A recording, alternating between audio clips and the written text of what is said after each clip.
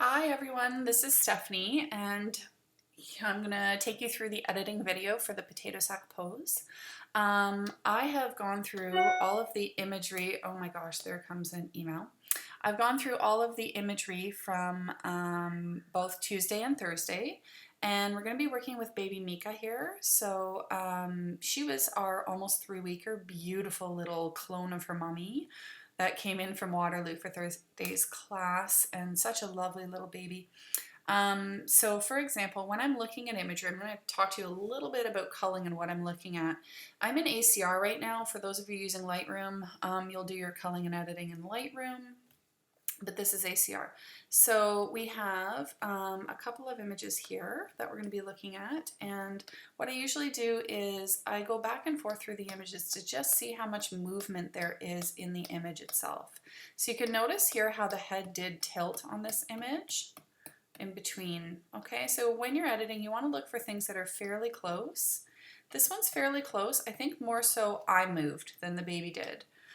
So just a bit of an inhalation when I was taking the image, and the camera lifted a tiny bit, so it shouldn't be too bad to realign those.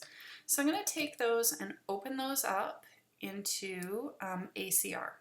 And you'll notice that in my ACR, I'm in a ProPhoto RGB color space, which is 16 bits of information, which uses all of the color information from the raw file. So if you have this set to 8 bits of information, you're actually cutting some of the color information out, and you're decreasing the quality of the file. So I do like to work in ProPhoto for ACR for these global adjustments.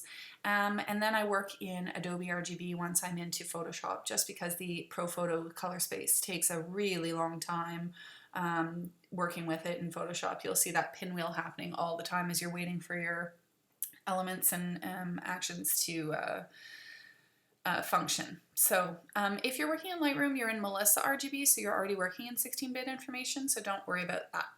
The trick here that you want to know is that you're working on 2 different files, and you want to make sure that whatever you do to one, so for example, if you turn down the exposure, you can see it's only going to happen to one file. Whatever you do to one, you want to affect both. So you need to select all up here, okay? The other way that you could do this is just by clicking on Command if you're on a Mac, or Control if you're on a PC, and then selecting the second image just so that you have both highlighted, okay? And now when you make a change, you're going to be affecting both files, so that when you overlay these, the color and the temperature and the exposure are all going to be consistent. That's really super important, okay? So let's just open these up into Photoshop and I'll show you how we work on overlaying the imagery. So for me, I know that this is going to be the image I'm going to work with as a final image. So this is going to be the background that I'll be working with here. I like using this because you have the most information in this image. You have all of this flocati at the bottom, as well as the body and the face. And the only thing you're really replacing is going to be the hat, a little bit the forehead here, and then this hand-arm situation. So that's why I like to use this as my main image and then overlay the other image on top.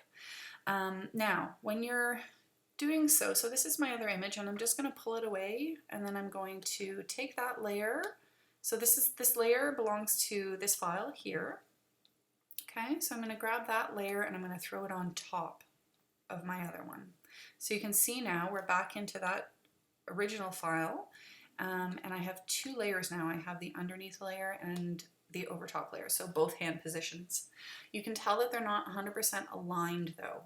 So what I'm going to do is turn down the opacity here, and then I'm just going to grab that with my move tool. I'll be able to grab this layer, and I can now move the layer to realign. Okay, so I am attempting to line up my eyes a little bit as much as I can, but more so I'm looking at the edges of the hat and seeing that the edges of the head align and make sense, okay, because the eyes can somewhat change. There we are. So that's pretty darn close. And now you can turn your opacity back up to 100. So what a mask does, it allows you, when you put a mask on a layer, imagine these are like 2 pieces of paper. You've got your top piece of paper and your bottom one. When you put a mask on and you brush on it, it's kind of like cutting with scissors. So just cutting through this layer to see what's underneath. Okay, so let's see, if I put a regular mask on right here and I select a brush, and make sure your mask is white, so you're going to want to have a black brush. Okay, and then when you paint on, you can see that I'm cutting a hole and the underneath layer is showing through in that hole. Okay, but what I like to do, because this is a difficult way to work, is to put on an inverse mask. So you're basically just going to make this layer invisible, and then you can paint the layer back on. So the way to do that is just to click Option or Alt at the same time that you hit on that mask button. And instead of seeing a white mask, you're going to see a black mask. So essentially what you've done is you've made this an invisible layer.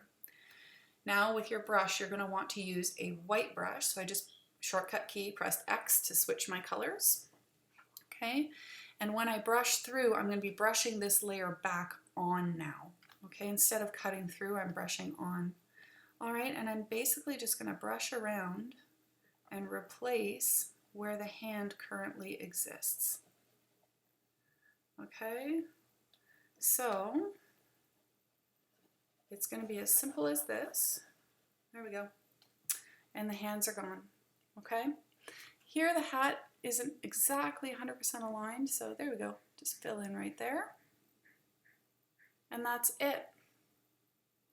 That's as much effort as it will take for you to create a composite and keep your baby safe during a session. All right, so sometimes you're going to want to flatten this now. So I use the shortcut Command-Shift-E just to flatten my layers, and then you can, do the rest of your edits and save. I have actually already edited this image, so I'm not going to save any of this. But let's go and look at a little bit more of a difficult situation, such as the one where our heads were not aligned perfectly. Okay, so we'll grab these two images and open that up. All right, now remember here you're going to want to select all before you make any changes in ACR. But today we're basically just looking at the composite, so let's open these up in Photoshop.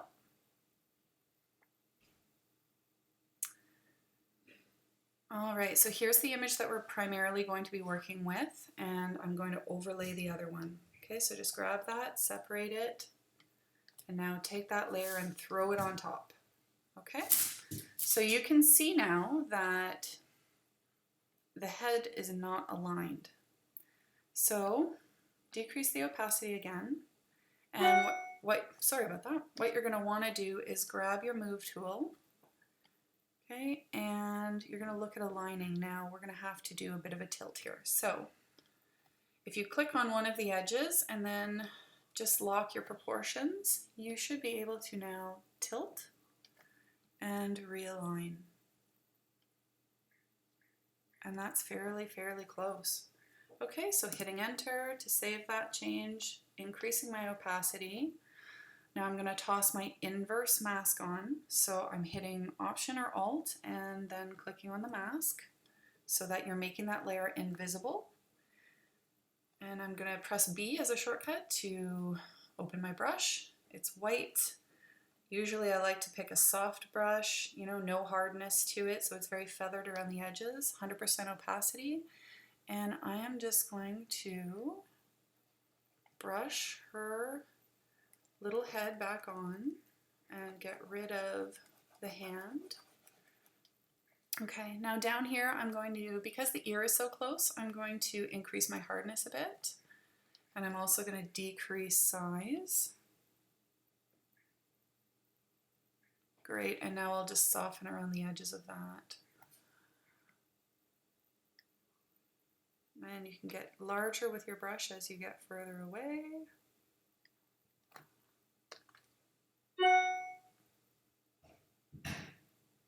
So it's not as noticeable. There we are. Okay, and that's it. Again, you have created a composite image out of 2 files. You're going to merge these layers and you can continue on and do the rest of your edits before saving, and that is it. Very simple. Hopefully there aren't that many questions, but if you do have any, you can feel free to use the Canadian Share and Learn Facebook group to ask questions, and we can answer them in there. and hopefully everyone can help each other, but I hope you can see now that it's fairly simple to create a composite image, and much, much safer for the baby. All right, thanks for paying attention, and I hope you guys enjoyed your Bunch and Learn experience.